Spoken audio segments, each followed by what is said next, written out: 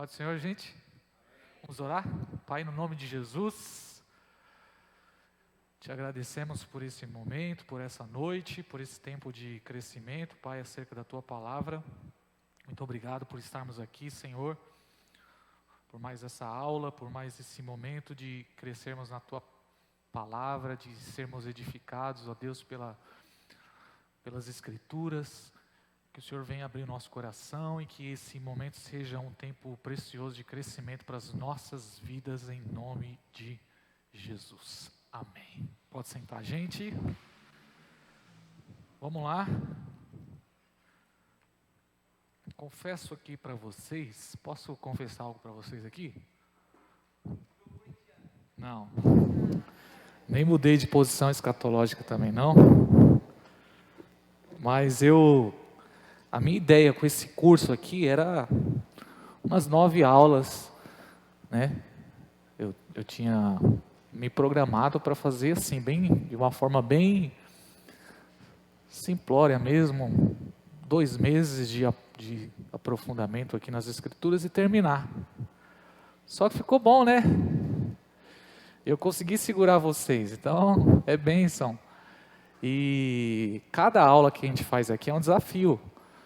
Porque falar sobre esses assuntos aqui, são assuntos complexos, exige um aprofundamento e a gente tem que ter habilidade para estar falando de forma com que todos venham a entender. E para mim é um desafio, porque a gente aprendeu, nós nos aprofundamos, fizemos a teologia, temos os nossos devocionais, mas para passar isso, para ensinar que é o desafio, né? Uma coisa é você aprender, outra coisa é você conseguir ensinar, conseguir passar para as pessoas aquilo que você aprendeu acerca da palavra de Deus. Então eu estou muito feliz com o resultado aqui que das nossas escolas, né? E eu estava conversando com a Sheila hoje, que hoje à tarde a gente sempre tem um momento lá para conversar. É a forma que eu tenho também de passar aquilo que está dentro da gente para a esposa, e ela vai ouvindo, e eu falo, e o que você acha? Você entende dessa forma? Então ela acaba sendo uma espécie de juiz lá. Não, isso aí não entendi nada. E mulher fala mesmo, irmão. Né, pastor? Mulher fala mesmo. Mulher, por você chegar em casa, só você pregou esse negócio aí, mas... É legal. Mas é bom, é muito bom. E a gente estava conversando sobre o curso, eu estava explicando para ela que eu tenho um objetivo aqui, tenho uma intenção, eu tenho uma grande intenção com esse curso. O objetivo aqui e às vezes parece que eu estou sendo repetitivo, né? Mas é intencional. Eu aprendi o seguinte, que de tudo que você ouve, seja uma palestra, um sermão, uma pregação, ou uma aula na escola, depois de 24 horas, você já esquece pelo menos 60%. Mais ou menos isso. 60% daquilo que você ouviu, seja no sermão, por exemplo, o sermão de domingo. Quem pregou domingo, gente? Quem? Ah lá, o outro falou, pastor Rogério. Pastor Rogério pregou o outro. Agora, qual foi o texto que nós lemos domingo? Abacuque 2. Mas se eu fizer assim, se eu perguntar para você assim, os 3 tópicos da palavra de domingo, vai ter a dificuldade de falar sim ou não, gente? Isso é automático. Até mesmo eu que preguei, vai ter a dificuldade se eu não pegar o caderno para relembrar os tópicos ou os pontos que nós tratamos aqui. Ou seja, o ser humano por si só ele já esquece, né?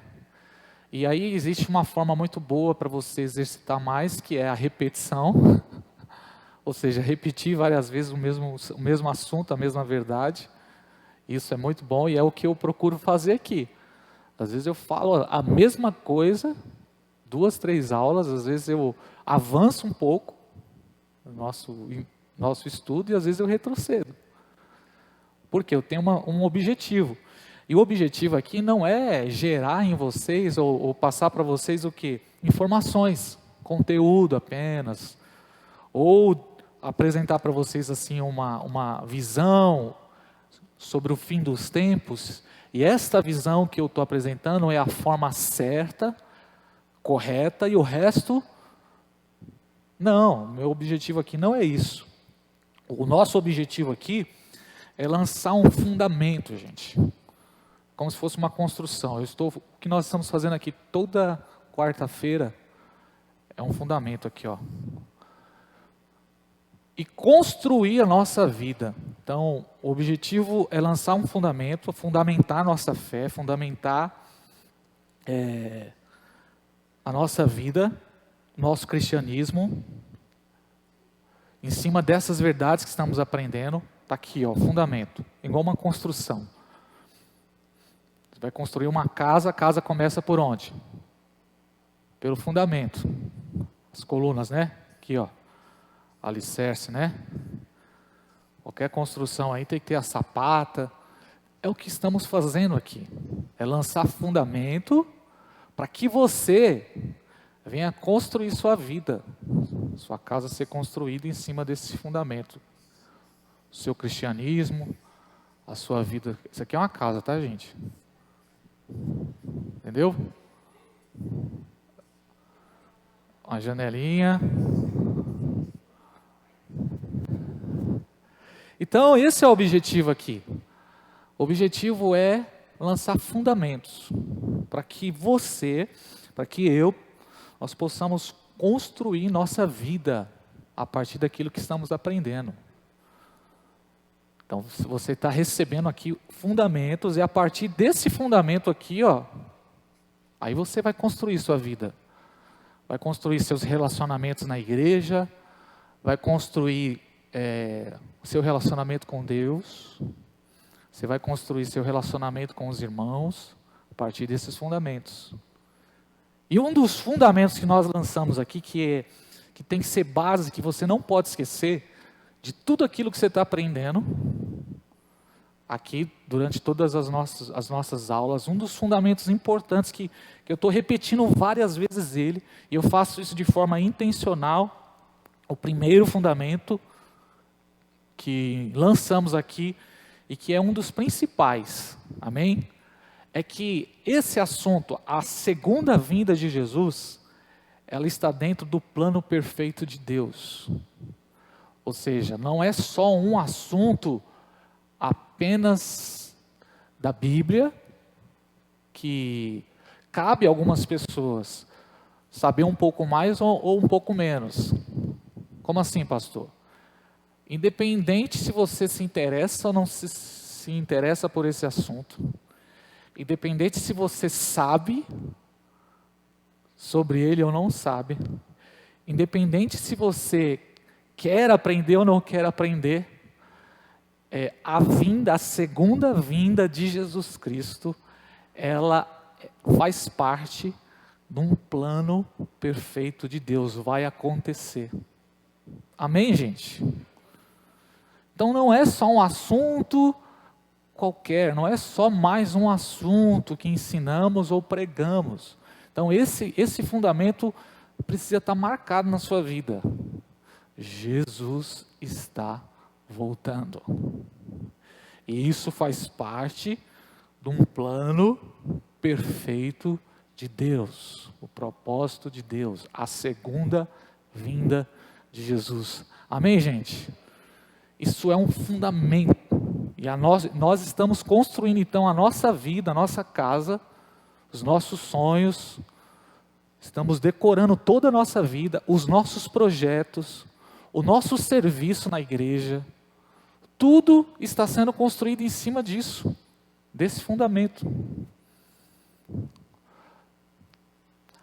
Uma coisa que eu aprendi quando nós fizemos o curso para terceiro setor, eu e o Sandro, no Senac, né, Sandro?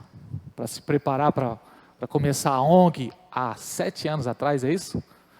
Nós fomos fazer um curso lá sobre o terceiro setor, que trabalha organizações não governamentais, trabalhos sociais. Uma das coisas que me marcou até hoje, que eu aprendi lá, foi que toda organização, ela precisa sempre rever a sua missão, a sua visão e os seus valores. Isso me marcou muito. Nós nunca podemos esquecer qual é a nossa missão como organização. Por exemplo, a ONG Amor e Movimento é uma organização e ela tem uma missão, ela tem uma visão, fala de onde ela quer chegar, e ela tem valores. E na nossa vida cristã é assim também. Nós nunca podemos nos esquecer qual é a nossa missão. Eu falei aqui que a nossa igreja ela é fundamentada sobre pelo menos 3 pilares: comunhão, missão e edificação. Tudo que nós fazemos aqui na igreja, na nossa vida como igreja, como comunidade de fé, está baseado nesses três pilares. Por exemplo, um encontro de mulheres. O encontro de mulheres aqui tem o objetivo de gerar o quê? Comunhão, na vertical, comunhão com Deus, conectar pessoas a Deus, comunhão umas com as outras, cumprir a missão e gerar edificação. Então, todo projeto, todo culto, toda vez que nós vamos fazer qualquer coisa, nós não podemos fugir desses pilares.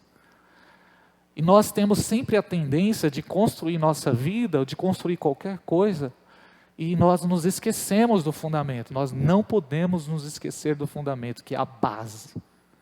É a base onde nós construímos nossa vida com Deus. É a base onde nós construímos o nosso jeito de ser igreja, nosso culto. Por exemplo, nós temos o culto de quinta-feira aqui. Tem um ministério de louvor. Tem os músicos. Tem a palavra. E muitas vezes, no jeito de ser igreja, eu estou dando um exemplo aqui. Num culto, por exemplo, de uma igreja, existe o propósito, a base, que é adorar Deus, gerar comunhão, adoração, se conectar com Deus, prestar um culto de adoração a Deus, apresentar louvores ao Senhor, um momento que gere comunhão através da oração, levando pessoas a se aproximar de Deus, falar com Deus, a estar mais próximos de Deus. A palavra que vem para gerar edificação, gerar crescimento nas pessoas. Então, nós temos a tendência de sempre querer nos afastar disso. Então, muitas vezes o culto ou a nossa vida, a gente acaba indo para um outro caminho. Daqui a pouco você começa a perceber que a sua vida está indo para uma outra direção, porque você está fugindo da sua missão. Você está fugindo da razão por que você faz o que faz. Quem está entendendo, gente? Está fazendo sentido para vocês? Por exemplo, nós como uma organização não governamental, uma ONG, o nosso objetivo é alcançar crianças carentes. Né, Sandro? Ajudar crianças carentes, alimentação, cestas básicas, levar cobertores para os moradores de rua, fazer projetos sociais para trazer socialização. Esse é o nosso objetivo. Essa é a nossa missão. Ver onde existe um problema e trazer uma solução para esse problema. Ou pelo menos amenizar esse problema. Só que nós temos valores também, princípios. São os nossos valores, que nós não abrimos mão. Ética, transparência, honestidade, fidelidade. E de repente chega aqui, na nossa organização, um deputado. O interesse dele é outro. Quem está entendendo, gente? Ou chega aqui um traficante. Ou uma empresa de bebida, por exemplo. Ou, vamos um pouquinho, pessoal do cigarro, uma empresa de cigarro, vem aqui e quer nos apoiar, ou quer ser um parceiro. Cabe a nós, como organização, sempre preservar a nossa visão, missão e valores. Se nós recebermos recursos, por exemplo, desse pessoal, nós vamos estar chocando diretamente com os nossos valores. Como é que pode? Uma organização que tira as pessoas da droga está recebendo recursos da própria droga. Vocês estão entendendo, gente? Então, trazendo aqui para a nossa vida como igreja, é a mesma coisa. Eu estou tentando trazer esse entendimento para a nossa vida, para nós nunca nos esquecermos de qual, de fato, é a nossa missão, a nossa visão e os nossos valores. Por que estamos aqui nesta noite? Porque aprendemos a palavra. Então esse é o objetivo. O objetivo aqui é intencional. Então, às vezes eu vou ser repetitivo com vocês, porque eu quero gerar isso, lançar esse fundamento. E a partir desse fundamento, nós vamos construir a nossa vida, nossos relacionamentos, nossa vida de devoção a Deus, nosso culto. Amém, gente? Então, dentro dessa temática que a gente está aprendendo, que é a vinda de Jesus, a consumação, nós já aprendemos que não é só um assunto qualquer. A segunda vinda de Jesus, ela vai acontecer, é uma verdade das Escrituras. E como você já aprendeu aqui, existem diversas referências na Bíblia sobre esse momento. Então, você querendo ou não querendo, vai acontecer. Você estando interessado por esse assunto ou não estando interessado, vai acontecer. Você estando preparado ou não estando preparado, vai acontecer. Porque é fundamento. Amém, gente? Pegou aí? Então vamos continuar aqui, só para fortalecer mais essa ideia. E o intuito que nós aprendemos aqui, uma das coisas que nós já lançamos como fundamento aqui, é que dentro desse plano de Deus, né? Plano de Deus, você já aprendeu aqui, né? Plano de Deus começou com a criação. Amém, gente? Uma criação perfeita. E aí você já olha para a Bíblia e você sabe onde conta a história da criação. Onde conta a história da criação? Gênesis. Então vocês sabem, né? Gênesis, capítulo 1 e capítulo 2. Criação perfeita. Aleluia, gente. Criação, homem e mulher, céus e terra, glorificando o nome do Senhor. Céus e terra, né? Toda a criação revela a glória de Deus. E Deus viu que tudo era bom. E viu que tudo era muito bom. E você sabe o que aconteceu dentro do plano? O que aconteceu em seguida? Pecado, né, gente? Amém? Pecado. Gênesis capítulo 3. Houve o pecado. E o pecado gerou o quê?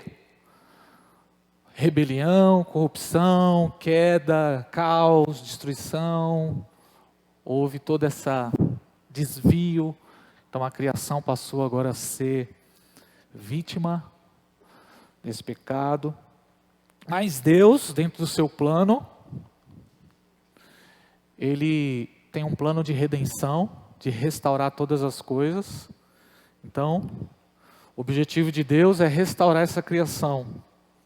Restauração, restaurar. Vou escrever pequenininho aqui, mas você entende. Deus quer restaurar. Esse é o plano de Deus, restaurar todas as coisas para sua glória, restaurar essa criação aqui que foi contaminada pelo pecado.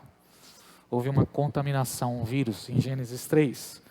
Então, a restauração de Deus, essa restauração no plano de Deus, ela acontece como? Em duas etapas. Duas etapas. Na primeira etapa, vem a primeira vinda de Jesus. Amém, gente? Primeira vinda de Jesus. Glória a Deus, Jesus Cristo veio. Vou fazer uma cruz aqui. Então a cruz, ela é o palco onde Jesus Cristo veio, o Verbo se fez carne e Cristo manifestou o seu amor. Só que qual é a visão do povo de Israel sobre restauração? A visão deles de restauração é que Cristo, que o Messias viria para restaurar todas as coisas. E na visão deles, dos judeus, quando Cristo viesse, ele iria se assentar no trono em Davi, no trono de Davi, né? Um trono aqui, vou fazer um trono aqui. É um trono, gente, tá bom? Na sua cabeça é um trono. Ele iria sentar no trono de Davi. Então, todos os patriarcas, aí você vai ver a história bíblica aí do Antigo Testamento. Você está aprendendo a Bíblia aqui. Gênesis 8 vai falar de Noé. Depois tem quem? Quem depois, o próximo patriarca? Abraão, gente. Abraão, amém? Você tem que ter isso na sua cabeça, ó. Você está, pelo menos, esse panorama das Escrituras. Você está quantos anos na igreja? Abraão. Abraão é quem? Pai da fé. Abraão, Isaac e Jacó se transformou em Israel, que são as 12 tribos. Então, todos esses patriarcas, esse povo de Israel, depois veio Moisés, depois Davi. Ok, gente? Depois os profetas, todos os profetas, eles apontavam para esse momento aqui, ó. O momento em que o Messias ia vir para restaurar a criação, para colocar as coisas no seu devido lugar, para estabelecer seu reino. Você vai ler isso no Antigo Testamento. Um descendente de Davi. E ele viria e ele ia estabelecer o reino de Deus sobre Israel. E a partir de Israel todas as nações seriam abençoadas. Então essa é a expectativa do povo de Israel e de todos os irmãos aqui, ó, a esperança messiânica. O dia em que nós seremos libertos de Roma, o dia em que Cristo vai reinar e vai restaurar a criação que foi contaminada pelo pecado. Só que qual foi a frustração deles? Por isso que até hoje os judeus não têm Jesus como o Messias.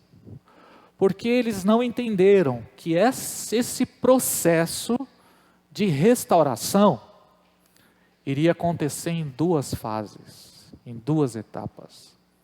Então, a criação sendo restaurada,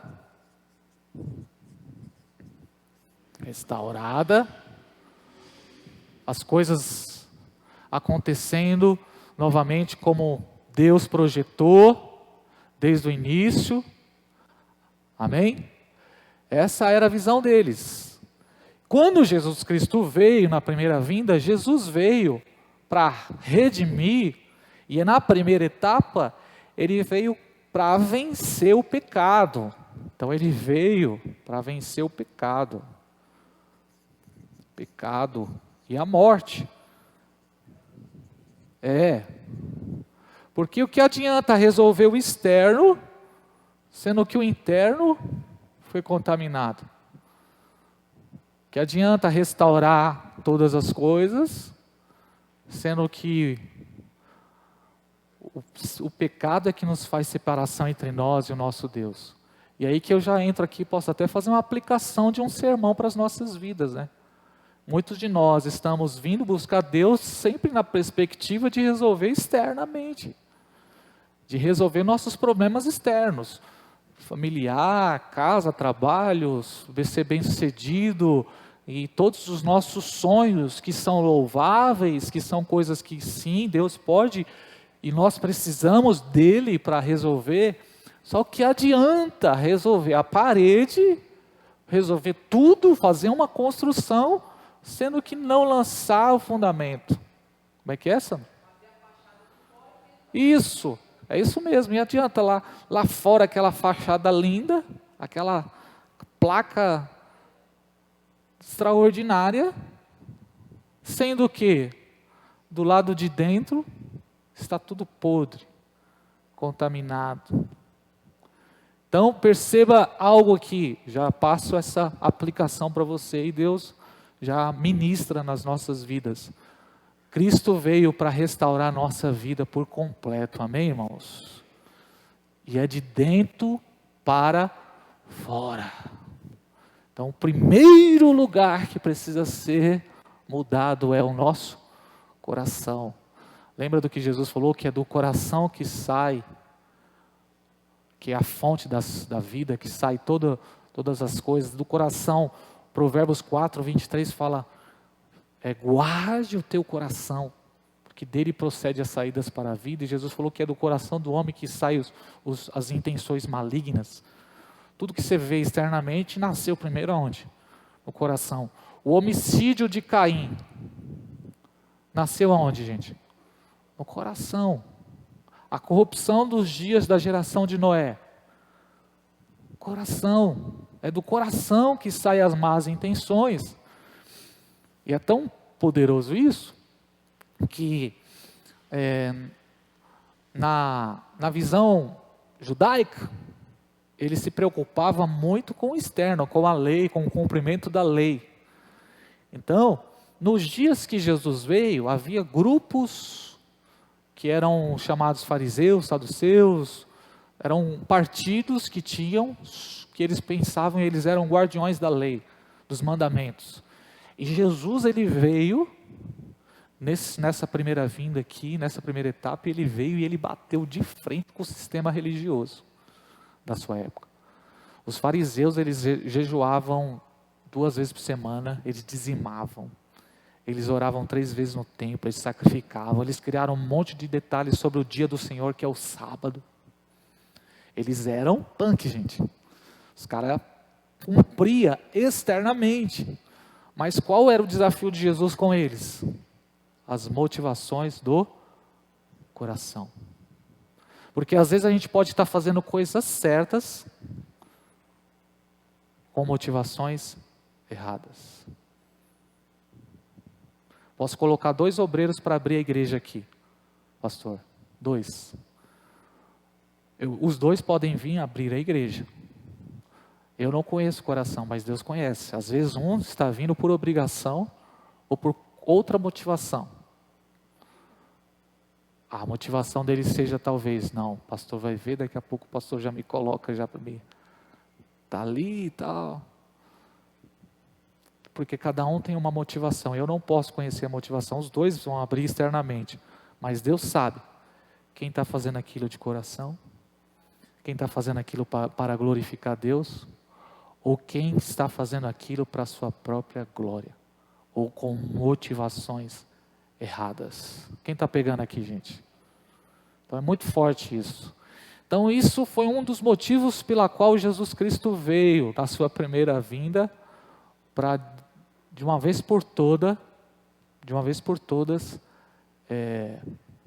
resolver o problema da criação, da queda, matando o pecado, ou destruindo o pecado e a morte. E como é que ele fez isso, gente?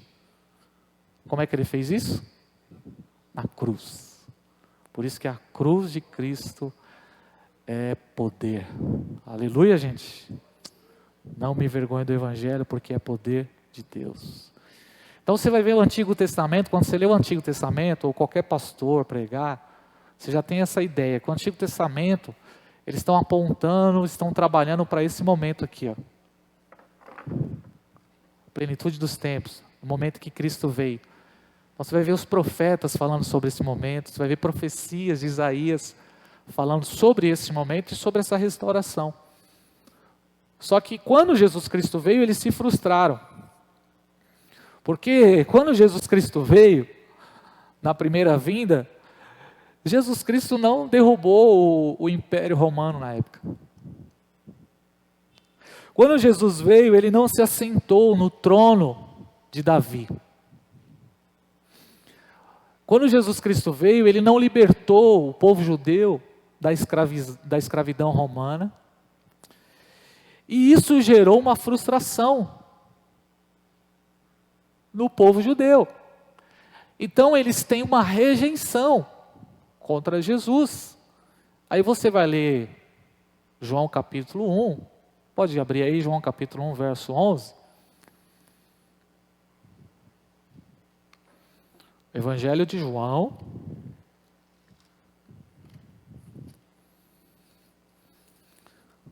Outra coisa que eu costumo fazer aqui na aula, que às vezes eu tenho uma programação e eu mudo, tá?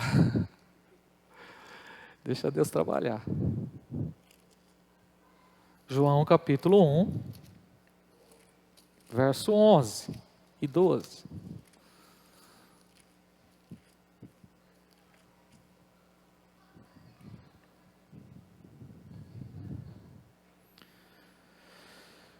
E ele veio para os seus. Para quem, gente? Para o povo de Israel. Mas eles não receberam. Então houve uma rejeição a respeito de Jesus. E o 12. Mas a todos quanto receberam, deu-lhes o poder de serem feitos filhos de Deus, aos que creem no seu nome. Glória a Deus. Glória a Deus. Então o povo de Israel, eles rejeitam, não todos, mas eles rejeitam Jesus, eles se frustraram, porque a expectativa deles era outra, né? Você vai ler isso em Atos capítulo 1, abre aí Atos capítulo 1, só para você entender, verso 6, até os discípulos não entendiam muito bem essa questão da restauração ou da vinda de Cristo.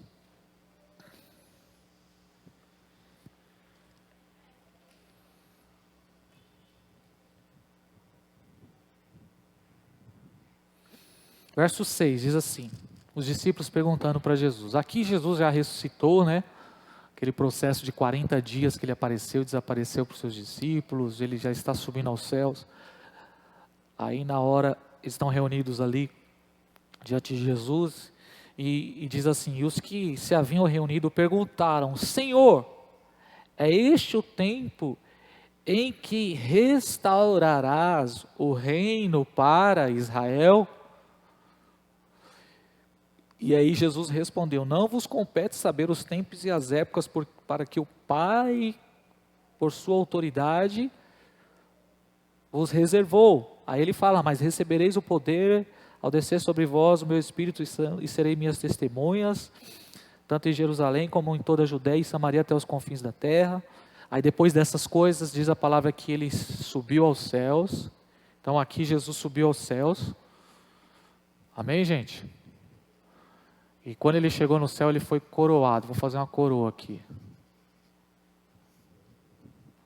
Deu para pegar aqui a coroa, né? O Haroldo dá risada, irmão. O Haroldo está com a mão aqui no estômago.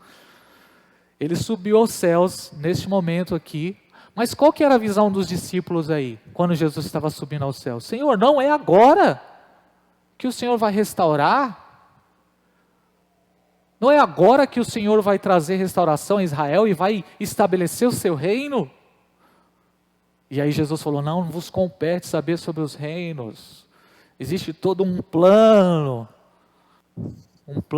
de restauração, né? Mas vocês vão receber poder ao descer sobre vós o meu Espírito, o Espírito Santo, e vocês vão ser testemunhas em Jerusalém, em Samaria e até os Guaianazes. Vocês vão receber poder. O derramamento do poder começou em Atos 2 e ele vem ao longo da história sendo derramado sobre as nossas vidas, amém? E pode ser derramado nesta noite, irmãos, sobre nós, sobre os nossos corações. Então Jesus subiu aos céus nesse momento, e isso gerou uma frustração para os judeus, para a nação de Israel, mas não para os discípulos. Os discípulos entenderam e compreenderam. A mente deles se abriram. 2 discípulos estavam indo para Emaús, Lucas 24, frustrados. Não era ele que ia restaurar Israel, restauração, poxa meu Deus, vou embora, vou voltar para Emaús. Então eles estão indo para Emaús embora, frustrados, porque a visão que eles tinham, pela interpretação que eles tinham das profecias, é que era a restauração seria na vinda do Messias. Então eles estão indo embora, mas aí Jesus aparece para eles. Essa história é linda, depois você pode ler Lucas 24, você vai ler essa história aí, dos 2 discípulos do caminho de Emaús. Inclusive tem um louvor que o pastor Daniel sempre canta aqui, que fala sobre esse momento. Toda vez que o pastor Daniel canta aquele louvor, fica conosco, não é esse? Fica, Senhor, já se faz tarde, tens meu corpo para... Esse louvor é inspirado nessa passagem, tá? Dos 2 discípulos no caminho de Emaús. Às vezes a gente canta os louvores, né? É igual aquele outro louvor que o pastor cantou terça-feira agora. Já refúgio a glória eterna de Jesus, o Rei dos Reis. Breve os reinos deste mundo seguirão as suas leis. Os sinais da sua vinda já se mostram cada vez vencendo. Vem Jesus, oh glória. E toda a estrofe desse louvor tem a ver com a vinda de Jesus, a sua segunda vinda e o plano perfeito de Deus. Então Jesus Cristo subiu, e aqui Atos 8, verso o quê? 11, olha comigo o verso 11. Os galileus estavam olhando para o céu e Jesus foi levado ao céu e ele disse assim, e disseram, homens galileus, por que vocês estão olhando para o céu? Este Jesus que subiu, ele há de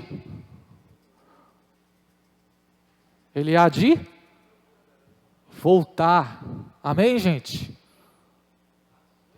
Atos 1, verso 11, perdão, o texto que a gente estava lendo de Atos.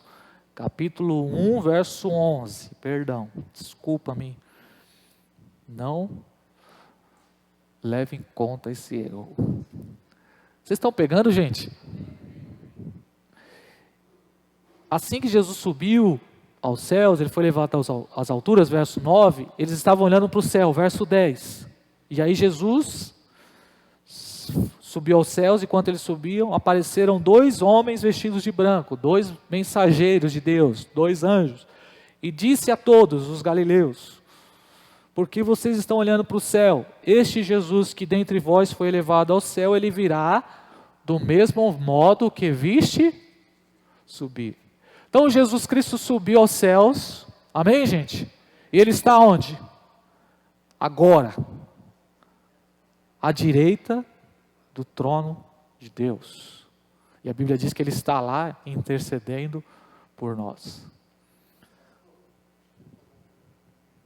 Pode perguntar, pastor, fique em paz. O ladrão da cruz, qual deles? O ladrão da cruz está com Jesus no paraíso. É isso que Jesus disse, né?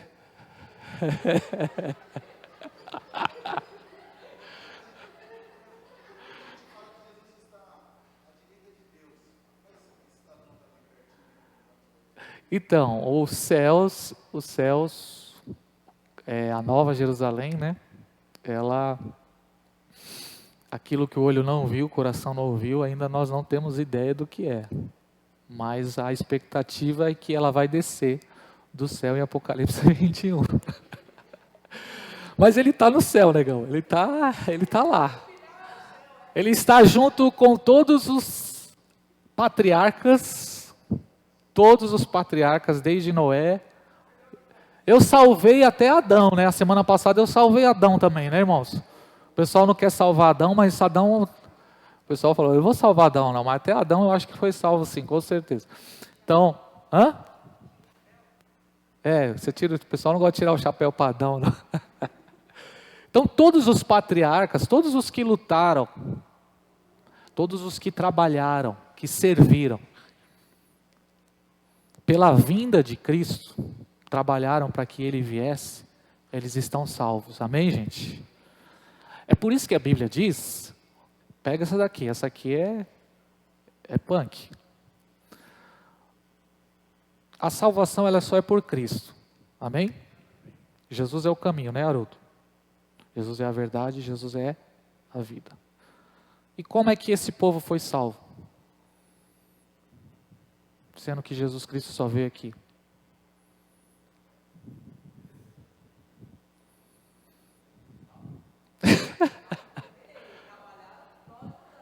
Eles foram salvos porque eles tinham a esperança da vinda do Messias. Então, todos os que morreram desde aqui, estão salvos porque é somente pela cruz. A salvação é só pela cruz, só por Cristo. Em nenhum outro há salvação. Ele é o caminho, Ele é a verdade e Ele é a vida. Então quando você lê Hebreus 11, você vai ver que Abraão já esperava a cidade. Abraão, ele já entendeu quem é o Messias e ele foi fundamental para que o Messias se manifestasse. Porque Jesus, ele veio de Abraão, ele veio de Israel, ele veio de Judá, uma tribo específica, ele é o filho de Davi. Amém, gente?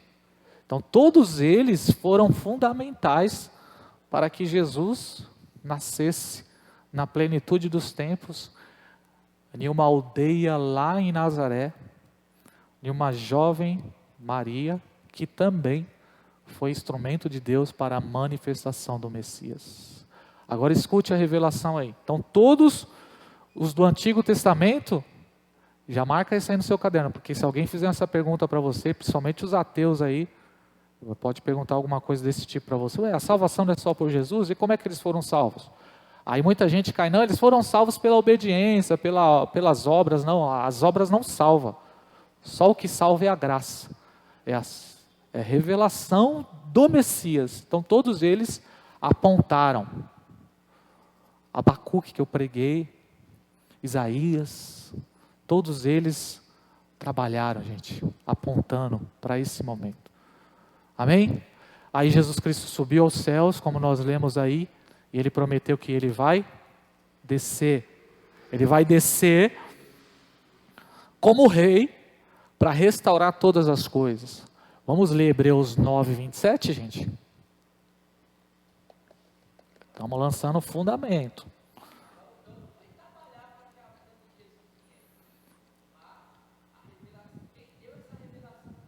O próprio Espírito Santo que agiu sobre os descendentes da mulher de Gênesis capítulo 3. O Espírito Santo está agindo desde o princípio sobre os justos. Então é o Espírito Santo. O Pai, o Filho e o Espírito Santo, eles sempre trabalham, sempre estão conectados, né? Então, através é o Espírito que convence, irmão, do pecado. Sempre é Ele. Não tem outra forma de ser convencido. Não é homem nenhum que convence. Quem transforma o coração das pessoas é o Espírito de Deus. Amém? É o Espírito Santo. Então, o Espírito Santo estava sobre Noé, o Espírito Santo estava sobre Abraão, o Espírito Santo estava sobre Moisés, sobre Davi, sobre os profetas.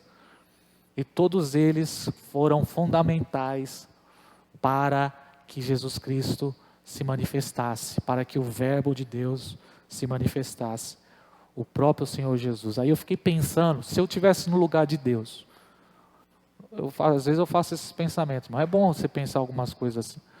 Se você estivesse no lugar de Deus, qual seria a sua solução para resolver esse problema aqui? O que você pensaria?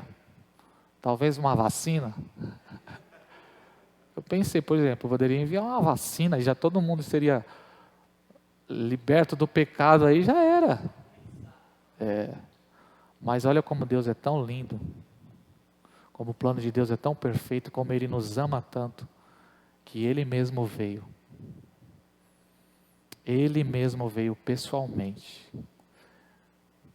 Plano de Deus, Jesus Cristo, o Filho de Deus, deixou a sua glória aqui na eternidade, deixou a sua glória, e Ele veio, encarnou, nasceu humildemente, viveu, se submeteu a um processo de 30 anos, 30 e 33 anos de idade foi o tempo que Ele passou nessa terra, pisou nesse chão, sentiu as mesmas dores, tudo por amor às nossas vidas, porque Ele nos ama tanto. Então Ele não enviou um anjo, não enviou um querubim, não enviou uma vacina, Ele veio pessoalmente morrer, o Cordeiro de Deus que tira o pecado do mundo. Então por que eu estou fazendo tudo isso? Vamos continuar aqui e você vai entender. Então, a promessa do Messias, a promessa da restauração é em duas etapas. Então o povo de Israel, os discípulos, o apóstolo Paulo e todos os que foram tocados pelo Espírito Santo, eles entenderam isso. Só que existe uma grande parte do povo de Israel que rejeitou, e até hoje rejeita Jesus, ele não é o Messias.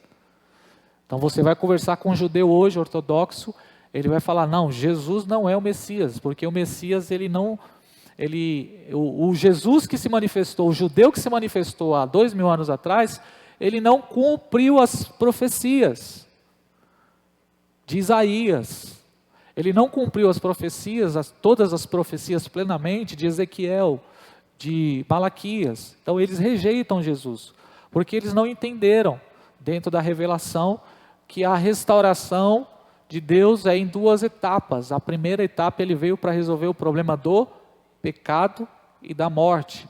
Agora ele voltará pela segunda vez, como rei. Amém, gente? Rei da glória. Aleluia. Eles têm a expectativa do Messias, inclusive eles estão trabalhando pelo Messias. A construção do templo, essa terceira construção do templo, Israel é justamente esperando o Messias. Eles aguardam as profecias, eles têm uma grande expectativa sobre a manifestação do Messias. E na visão deles, o Messias virá a qualquer momento. Eles estão nessa visão, o Messias virá a qualquer momento. Então eles estão trabalhando para isso. Pode falar, Rodrigo.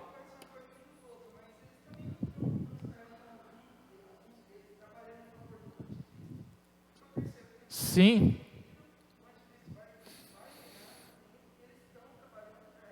Isso.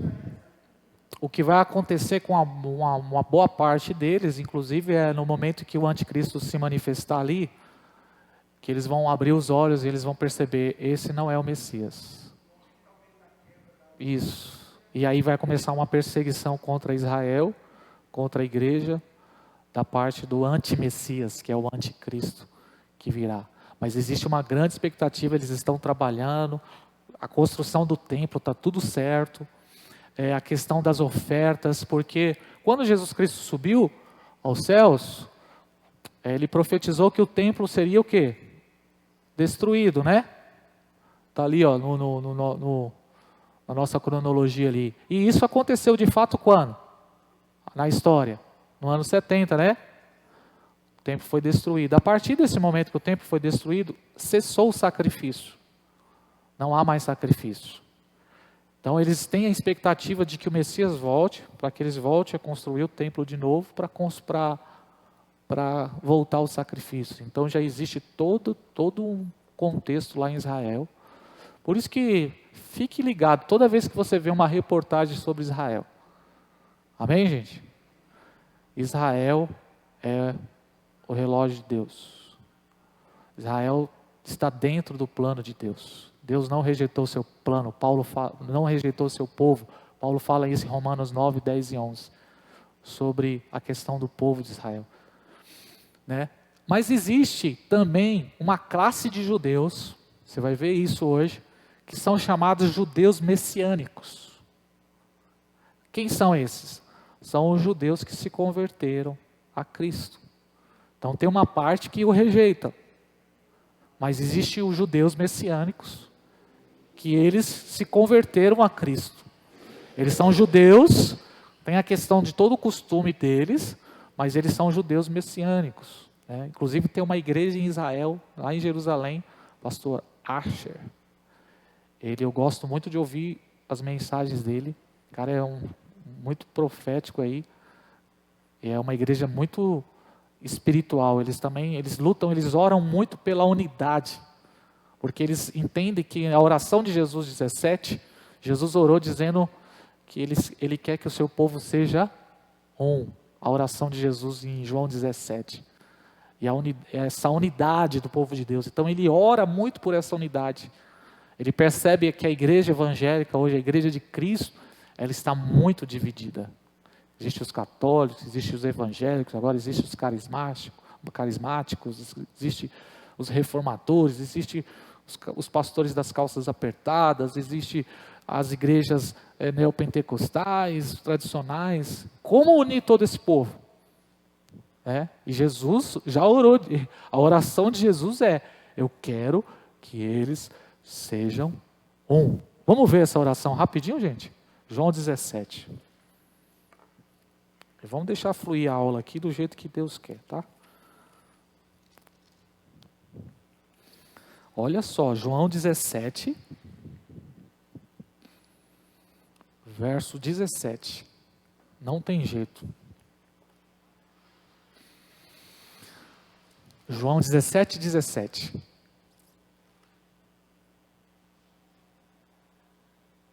Santifica-os na verdade. A tua palavra é a verdade. Olha o que Jesus orou, 18.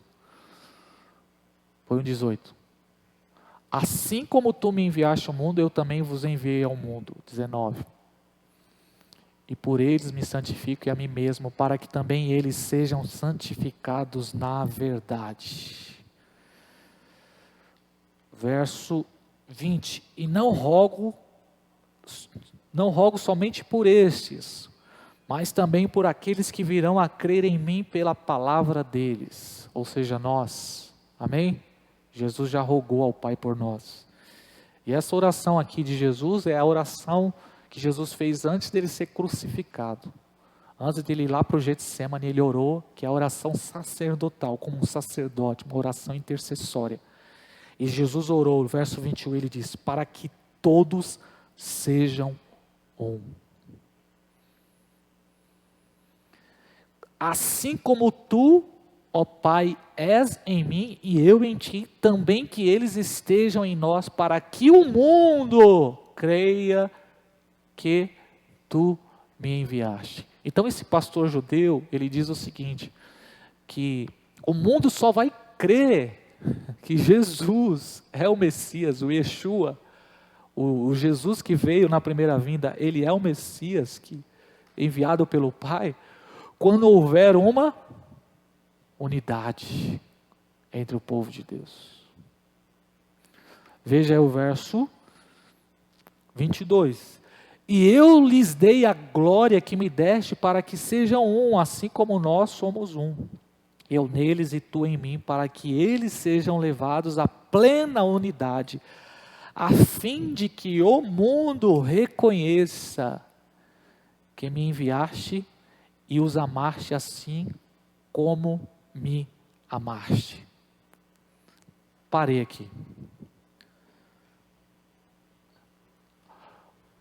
Quando eu olho essa oração de Jesus, pensando nessa oração de Jesus e pensando na igreja cristã evangélica dos nossos dias, estamos muito longe de sermos unidos, porque cada igreja toma conta da sua tribo, competitividade, disputas de território, o pastor querendo ser maior que o outro, placa de igreja que é mais destacada que o reino de Cristo, divisões teológicas, um crê no batismo no Espírito Santo com falar em línguas, outro não crê. Meu Deus. Então, para que essa unidade aconteça, só existe uma maneira, na minha visão, que esse povo de Deus passe por um período de sofrimento e tribulação. Pegou, gente? Então vamos ler 1 Pedro 4. Dá tempo de eu encerrar. 1 Pedro capítulo 4. Isso, muita coisa. Não é fácil não, gente. E a gente fala, mas não é fácil o que a gente está falando, não. Falar é uma coisa, viver é outra, né?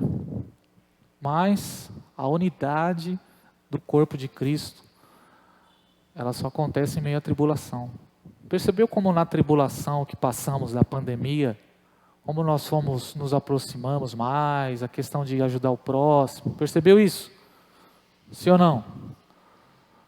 Outra questão também, Jesus falou que o evangelho seria pregado em todo o mundo. Uma vida confortável não nos leva a pregar o evangelho. Uma vida confortável nos leva a viver nossa vida confortável. Né? Por exemplo, fazer missões. Entre fazer missões e ficar em casa, assistindo Netflix, o que é preferível? Ficar em casa assistindo Netflix. Então, toda vez que a gente faz missão, seja qualquer, a gente não faz por... Não tem sentimento. O sentimento, eu falo muito isso, eu gosto de queijo, eu gosto de chá, eu gosto de ficar em casa. Mas por que a gente faz? Por obediência a um chamado, por questão de entender nossa responsabilidade no reino de Deus. Então, olha o que diz Pedro aí, 4:12. Amados, não estranheis a provação que como fogo vos sobrevém, como se vos estivesse acontecendo alguma coisa estranha. É tipo aquele negócio, né? Senhor, por que eu estou sofrendo? A gente tem muito disso, né? Porque eu, Senhor, sou tão fiel a Ti, sou dizimista, né? Ô Senhor, eu me dedico à Tua casa, porque, como se fosse estranho, sofrimento e cristianismo. Você vê como o evangelho nosso deu um distanciamento, né, nos últimos anos, né? A gente se distanciou porque a gente tem a visão do triunfo, né, de viver bem, mas a palavra de Deus fala sobre provação. Mas alegrai-vos por seres participantes do sofrimento de Cristo, para que também vos alegreis e exulteis, quando, gente? Na revelação da sua glória. Quando Jesus Cristo vir, você vai se exultar e se alegrar. E se sois insultados por causa do nome de Cristo, sois bem-aventurados. Então é uma honra ser insultado por causa de Cristo. Aconteceu, acho que uma semana passada, o pastor Jorge Linhares. Alguém viu o caso do pastor Jorge Linhares? O pastor Jorge Linhares da Igreja Batista Getsemane, ele tem uma escola, a igreja dele é bem cedida lá em Belo Horizonte, eles têm uma escola cristã. E um dos vídeos da escola que ele deu uma palestra lá, ele usou a expressão, menino é menino, menina é menina, homem é homem, mulher é mulher. Depois que ele falou isso, esse vídeo repercutiu nas mídias e ele foi intimado a prestar depoimento no Ministério Público. por essa afirmação. Isso aconteceu agora, essa semana agora. Então, ele foi intimado por afirmar isso. Então já é uma pinceladinha do que será, o que vai acontecer, do que vai acontecer nos próximos anos, segundo as nossas estatísticas, né, dentro da elevação do sistema do mundo e todo esse cenário de hoje sobre essa perseguição, né? Mas a Bíblia diz o quê? Que nós devemos se sentir satisfeitos, honrados, porque sobre vós repousa o Espírito da glória e o Espírito de Deus. Mas olha aqui, irmãos, isso aqui é tão interessante, que diz assim, mas nenhum de vós sofra como homicida, ladrão, participante do mal, ou como quem se intromete em negócios da lei. Ou seja, esse tipo de sofrimento, você que causou, né? Hã? É aquele sofrimento que é o sofrimento, tempestade causada pelos homens, sabe? Gastou demais, comprou coisa que não era para comprar, todo esse sofrimento que nós causamos na nossa vida, as tempestades que nós causamos na nossa vida. Esse aí, filho, não tem honra a Deus não, viu? Não vai dizer que está sendo provado por Deus e que Deus está feliz com você. Não, eu estou sendo provado. Por quê? Eu estou sendo provado aí porque os meus cartões estão todos bloqueados. Meus cartões estão todos bloqueados porque isso aí que todo cristão passa por isso. Passa nada, filho, você gastou demais, preste atenção. Aí, se você fizesse uma conta, você não estaria nesse problema. Então, sofrer por outras coisas, isso aí não tem honra nenhuma, porque é mau caráter, é ladrão. Mas aí ele diz no verso 16, mas se sofrer como cristão, não se envergonhe disso. Amém, gente? Pelo contrário, como é que está escrito aqui? 16. Mas se padecer como cristão, não se envergonhe, antes glorifique a Deus nessa parte. Amém, gente? Então, sofrer por amor de Cristo é uma honra. Aí o verso 17 fala de algo aqui que é pesado. Um dia, qualquer dia desses, Deus ministrar para a gente pregar sobre essa questão aqui, que diz assim, porque chegou a hora de começar o julgamento pela casa de Deus. E se começa por nós, qual será o fim daqueles que desobedecem ao Evangelho de Deus? E se para o justo é difícil ser salvo, onde comparecerá o ímpio pecador? Deixa isso aí para um outro motivo, outra razão, mas o julgamento começa, Deus sempre começa pela casa dele, amém? A limpeza de Deus começa pela sua casa. Ele voltará e ele vai, mais uma vez, fazer o que ele fez no templo, levantar as mesas, expulsar os cambistas, os que estão levando a obra de Deus relaxadamente, com motivações erradas. Eles não vão suportar, o julgamento de Deus virá. Dá até temor isso aqui, gente, até arrepio dá. Por isso que a gente procura, de todas as formas, com todas as nossas limitações, ser transparente, procurar levar a obra de Deus de uma forma sincera, correta, para a glória do Senhor. É um temor eu estar aqui ensinando, administrar uma igreja. Às vezes as pessoas falam, meu pastoreio não é fácil. É um chamado, é uma vocação e nós vamos prestar conta diante de Deus. Por isso que nós temos que fazer conforme a obra de Deus merece, com obediência a Deus, porque não vai passar diante de Deus, né? Todo escândalo vai vir à tona.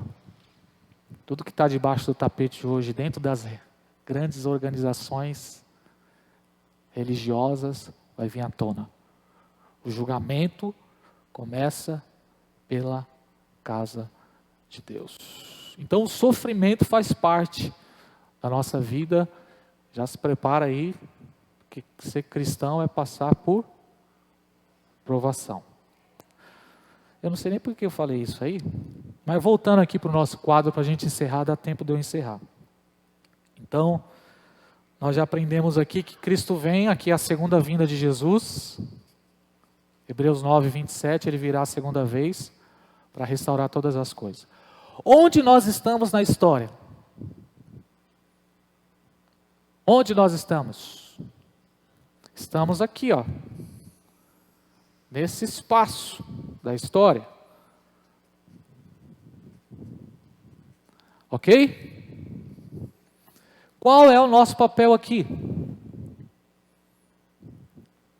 Como nós devemos viver aqui? Qual é a nossa expectativa? Qual é o nosso estilo de vida?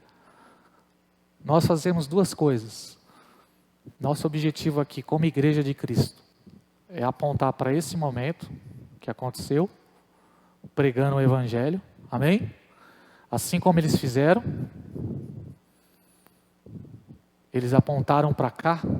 Nosso papel aqui como igreja é sempre apontar para cá, para a cruz. A cruz é a solução, Cristo é a solução.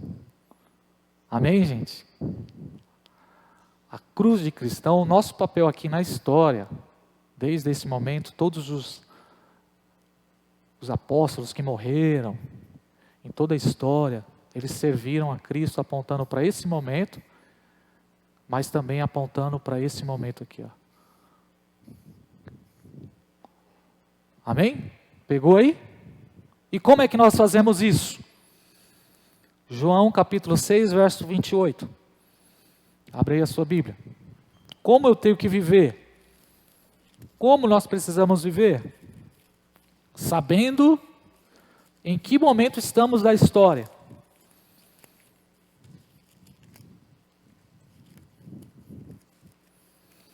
João 6, 28. Coloca para mim aí.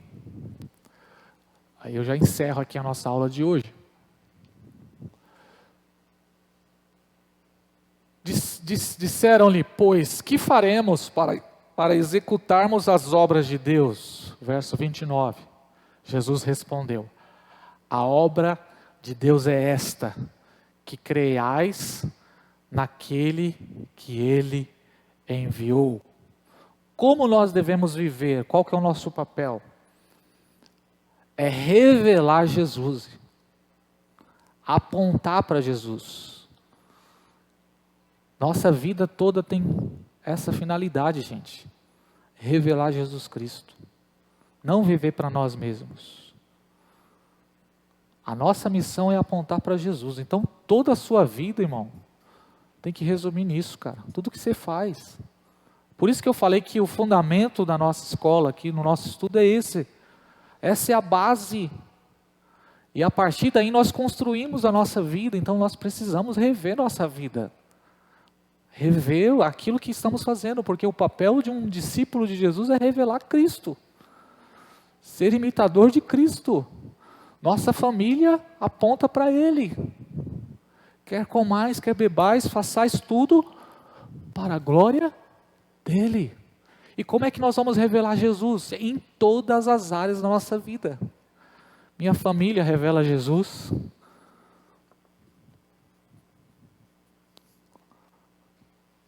Seu trabalho, que você faz, sua profissão. Quer comais, bebais, profissão. Tem que revelar Jesus. Seu namoro aqui, ó. Namoro aponta para onde? Para Jesus. Quem está pegando aqui? Seus estudos. Tudo é para Ele, irmão. É tudo por Ele. Nosso estilo de vida de igreja é para quem? Por meio dEle, por Ele, por Ele, por Ele, para Ele. São todas as coisas. Nele nós nos movemos, vivemos e existimos. Por que eu estou falando isso? Porque quando ele vinha aqui, ó, não vai dar para escrever aqui porque eu fiz mão. Isso aqui, irmão, isso aqui se eu vender, isso aqui dá dinheiro essa obra de arte aqui, meu. O pessoal vai colocar no porque nós vamos prestar conta, prestação de contas. Abra sua Bíblia aí, eu encerro agora, hein? Nós estamos no horário. Em Lucas, às vezes quando a gente fala que encerra agora, a gente às vezes lê 2 versículos a mais, tá? Lucas capítulo 10, verso 11. Aí eu encerro essa aula de hoje. Aleluia. Vocês estão aqui, gente? Vocês estão aqui ou não? Lucas capítulo, eu vou abrir na minha Bíblia aqui, porque eu quero ver essa linguagem aqui. 10, 11. Jesus conta uma parábola. Lucas capítulo 10.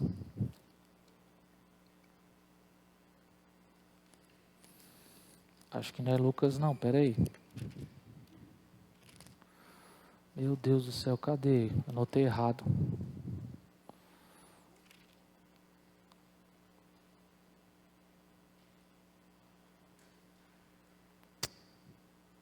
Oh, Jesus, ajuda. Não, não é Lucas 10. Eu vou puxar aqui no Google, eu vou achar. É a parábola.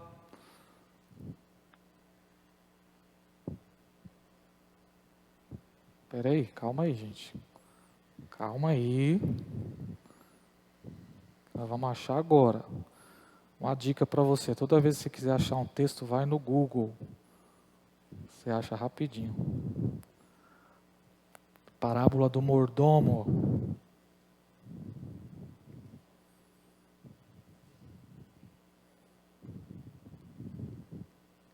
Parábola dos talentos. É a parábola dos talentos, mas lida por Lucas. Não, é Lucas 19. Cheio, tá vendo? Lucas 19. Deixa eu ver se é isso mesmo. Isso mesmo. Verso 11. Olha só. Lucas 19, verso 11. Jesus contou uma parábola. E ele disse assim, ouvindo eles isso, Jesus prosseguiu e contou uma parábola.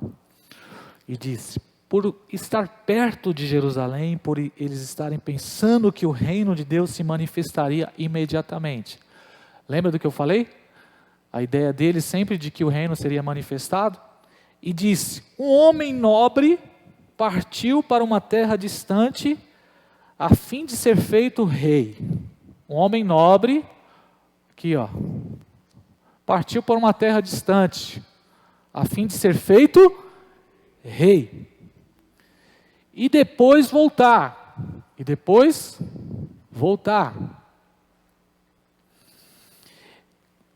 E chamando 10 servos, deu-lhes 10 minas e disse, negociai-vos até que eu volte. Mas os seus concidadãos o odiavam e enviaram atrás dele uma delegação dizendo, não queremos que este homem reine sobre nós. Foi o que aconteceu com os judeus. Eles rejeitaram Jesus. E aconteceu que quando ele voltou, depois de ter sido feito rei, mandou chamar aqueles servos a quem entregara o dinheiro, a fim de saber como cada um havia negociado. Então presta atenção, gente. O Senhor lhe respondeu muito bem.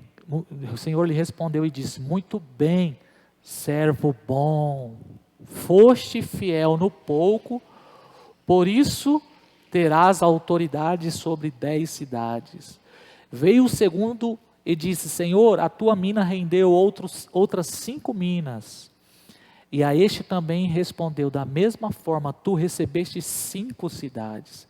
E veio o outro dizendo, Senhor, aqui está a tua mina que guardei num pano, pois tive medo de ti, porque és homem severo, tomas o que não deste e colhes o que não semeaste. O Senhor disse, servo mau, pela tua boca te julgarei. Saibas que sou homem severo e que tomo o que não lhe dei e colho o que não semeei. Porque então não puseste o meu dinheiro no banco, então quando voltaste eu teria retirado com juros. E disse aos que estavam ali, tirai-lhe a mina e dai aos que têm 10 minas. E ele respondeu, Senhor, ele já tem 10 minas, pois eu vos digo que todo aquele que tem, mais lhe será dado. Mas aos que não têm, até o que lhes tem, lhes será tirado. Quanto, porém, aos meus inimigos, que não quiseram que eu reinasse sobre eles, trazei-os aqui e matai na minha frente. Que história pesada, né, gente? Jesus, ele está falando sobre a sua primeira e a sua segunda vinda. E ele diz que como um rei subiu, ele deixou talentos, distribuiu dons e talentos para os seus conservos. Foi o que Jesus fez conosco. Ele veio, nos tirou do pecado, tirou do mundo, pela graça. Existe uma outra parábola que eu gosto muito, que é a parábola dos trabalhadores da vinha de Mateus 20, que fala sobre uma classe de trabalhadores que foram chamados às 5 horas da tarde. Esses somos nós, os trabalhadores da última hora, que fomos privilegiados por Deus de ser participantes do reino do Senhor. Mas assim como ele subiu, gente, e como eu falei para vocês que é fundamento ele vai voltar e vai ter uma prestação de contas de como nós estamos nos comportando, a nossa vida. Então, o objetivo dessa aula é justamente gerar esse temor em nós, para que possamos ser fiéis a Deus naquilo que Ele nos confiou. A alguns Ele confiou 10, outros Ele confiou 5, e a outros Ele confiou 2. Então você e eu, nós não podemos ficar se comparando em relação, eu não vou fazer não, porque existe mais pessoas capacitadas. Irmão, todo mundo é incapaz. É o que eu falei desde o início. Eu só estou aqui hoje ministrando para vocês por questão da graça de Deus. É um chamado que eu recebi do Senhor e eu estou fazendo tudo para ser fiel a esse chamado. Quem está pegando isso aqui? Então não tem comparação. Tem pessoas que Deus vai chamar e vai entregar 10 responsabilidades. Outros ele vai entregar 5, outros ele vai chamar para entregar 2. Eu estava conversando com a Sheila hoje à tarde sobre isso. Eu falei justamente sobre o que Deus espera de nós. É fidelidade. Ser fiel àquilo que Ele nos confiou. O pastor André já pregou sobre isso. Ele não vai cobrar de você. Ele não vai cobrar aquele que tem 2, os 5 talentos. Nem aquele que tem 10. Aquele que tem 5, ele não vai cobrar 10, os 10 talentos. Ele te confiou algo e você precisa multiplicar aquilo que Ele te deu. E servir a Deus, ser fiel a Ele, revelar Cristo com a sua vida, em todas as áreas. Então tudo que você faz é dádiva de Deus, é talentos que Ele te confiou, toda a sua vida. A forma que eu cuido da minha esposa, a forma que eu cuido dos meus filhos, a forma que eu trato o dinheiro, a forma que eu sirvo no ministério, tudo isso é talento e dom que Deus nos deu. E aponta para Jesus, tudo tem que apontar para Ele. Revelar Jesus, cooperar. Então o ministério da palavra de Deus coopera com a igreja. O seu serviço na obra vai cooperar com a igreja, vai cooperar com a obra de Deus para que Cristo seja revelado. E mesmo se de repente o pastor ou qualquer pessoa não recompensar você ou não,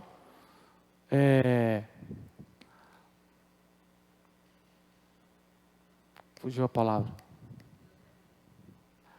Se o pastor de repente não está olhando nem para o que você está fazendo, ou o líder, Cristo vai te recompensar. Cristo vai te recompensar. E aí eu termino com mais um texto, como eu falei para vocês, que é o de 2 Coríntios, capítulo 5, verso 10.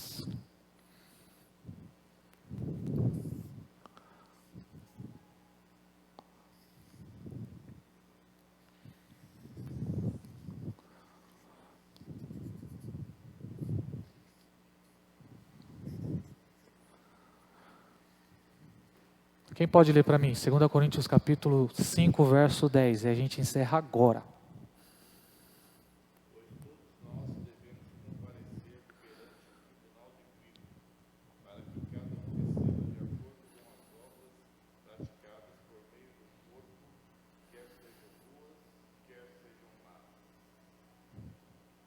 Todos vão ter que prestar conta dos talentos, daquilo que Deus entregou, todos.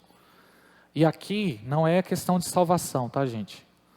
Não é pela salvação. Aqui tem a ver com recompensa e galardão. A recompensa de todo o seu trabalho. Haverá um dia, quando Cristo se manifestar, porque Ele subiu e Ele há de voltar.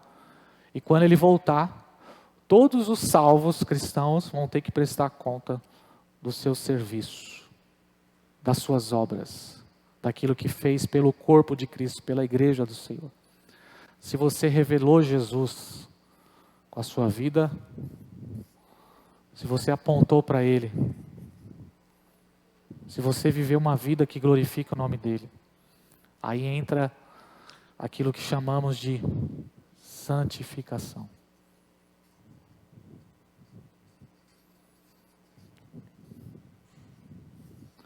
Viver uma vida que santifica o nome do Senhor. Então essa aula tem esse objetivo, amém?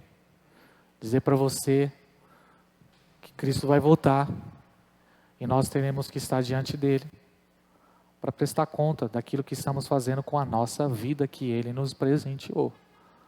Por isso, há uma necessidade de se arrepender e viver cada dia mais para a glória dEle, amém?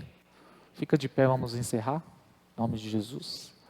Tudo o que você fizer, gente, faça com essa finalidade. Apontar para Jesus. Glorificar o nome de Jesus. Revelar Cristo. Estava conversando com o Francisco ali antes de começar o nosso encontro aqui. O Francisco contou algo para mim que me impactou. E eu posso usar o exemplo aqui, Francisco? Francisco esse dia sofreu um acidente, né?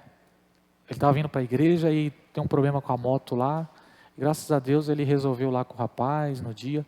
E ele falou que naquele dia ele estava com o seu dízimo, a sua oferta no envelope ali para trazer para a igreja. E na hora, ele até pensou em pegar aquele recurso para dar para o motoqueiro, para resolver o problema ali, ficar em paz. Mas ele falou, não, esse dinheiro é de Deus. Eu trouxe com essa finalidade. E aí ele foi fiel a Deus, cumpriu esse princípio, e depois, no outro dia, foi resolver o problema, só que a dívida ficou maior, né? A dívida ficou bem maior, né, Francisco? Se fosse para resolver ali, talvez, né? Mas por que ele fez isso? Princípio. Ninguém viu, mas Deus está vendo. Amém, gente? Ninguém viu, mas o Senhor viu. Eu só estou contando aqui, Francisco, perdoe eu falar aqui, mas é para gerar esse entendimento de que vale a pena ser fiel a Deus. E haverá um dia que você vai ser recompensado. Deus é um Deus de recompensa, amém, gente? Deus é um Deus de recompensa, então vale a pena viver uma vida de renúncia, vale a pena viver uma vida de entrega, vale a pena pagar preço, vale a pena sair do conforto da casa para vir aprender a palavra de Deus, vale a pena servir a Deus no ministério, vale a pena, porque Ele vai recompensar. E um desses grupos, Ele vai dar 10 cidades, o outro Ele vai dar 2.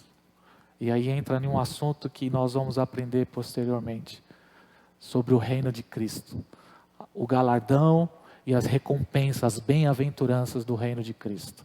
Amém, gente? Quem foi edificado aqui? Põe a mão no seu coração, vamos encerrar. Pai, muito obrigado por essa noite, por essa aula, por esse tempo, na Tua presença. Nos ajude, Senhor, para que possamos viver para a Sua glória, Deus. Glorificar o Seu nome, Jesus, nas mínimas coisas. Ó Pai, existe uma coroa reservada para nós, para aqueles que perseveram, para aqueles que são fiéis, para aqueles que glorificam o Seu nome, Pai. Existe uma recompensa para nós. E além, Senhor, de estarmos vivendo plenamente com o Senhor, de contemplar o Senhor face a face, e diante do Senhor nós não precisaremos mais fechar nossos olhos. Nossa adoração será diante do trono e nós olharemos para o Senhor, para os seus olhos. Nós viveremos com o Senhor. Nós estaremos com o Senhor, nós seremos semelhantes ao Senhor. Mas o Senhor, sendo um Deus galardoador, um Deus que nos recompensa, Pai, irá retribuir a cada um pelo seu trabalho, pela sua dedicação, pela sua obra, pela sua entrega no reino de Deus, Pai. Então, Senhor, que possamos viver por isso, que essa seja a nossa esperança. Que possamos ter essa expectativa, Senhor, e estarmos, ó Deus, dia após dia, vivendo a nossa vida, construindo a nossa vida, ó Pai, nesse fundamento, esperando esse grande momento, onde nós estaremos com o Senhor, onde nós receberemos a recompensa, onde nós desfrutaremos, ó Pai, da sua presença eternamente. Em nome de Jesus, nos abençoe com a sua graça, com o teu Espírito Santo e nos ajude para que possamos permanecer até o fim, em nome de Jesus. Amém. Pode aplaudir Jesus bem forte, gente?